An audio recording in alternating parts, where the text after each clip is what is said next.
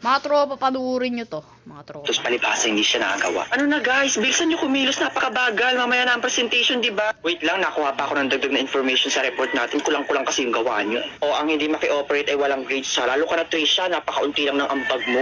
Hoy, manahimik ka nga dyan. Ako kaya nagbigay ng information how to present the first topic. Yun lang.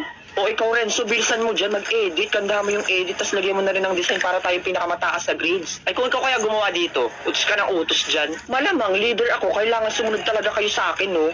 Leader na walang ambag. Tumahimik ka, Borloloy. Bakit, di ba totoo? Totoo naman, di ba? Napakagaling mo lang mag-utos. Utos ka ng utos din, palibasa, hindi ka yung gumagawa. Napakahirap kaya mag-design, tapos mag-edit. Ikaw kaya gumawa. Oo nga, tapos may nalalaman-laman ka pang no cooperation, no grades. Samantalang ikaw lang naman yung walang ambag, pabigat. Kasi sabi-sabi ka pa dyan kay ma'am tayo dapat yung mauna mag-report kasi nga magaling ka, bida-bida ka na naman. Kung di ka sana nagbida-bida, hindi dapat sana bukas pa tayo. Nahimik na kayo dyan, hindi ko naman kasalanan ng mga tamad kayo. Napakaganda kaya ng mga pinapagawa ko sa inyo, hindi ko naman kasalanan na hindi nyo kayang gawin. Tapos ngayon kayo sa akin magreklamo, ha? Mga tanga. Mas tanga ka, ang lakas pa ng putok mo. Hoy Renzo, wag mo nga isasama yan sa listahan ng may grades. Hindi natin yung kagrupo. Sabihin natin kay ma'am, wala yung ambag. Kapal-kapal lang mukha mag-utos, palibhasa sintigas ng bato yung mukha. Napakawalang hiya.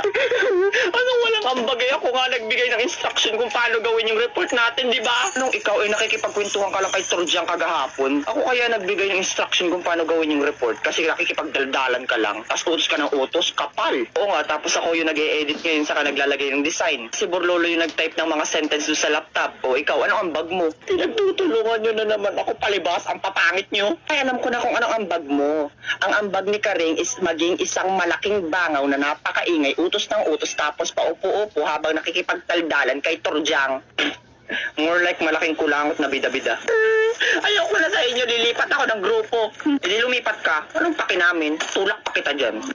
Ay, si tatay Diba? Wait lang, nakuha pa ako ng... may kausap na ibang babae. Ang sweet nila.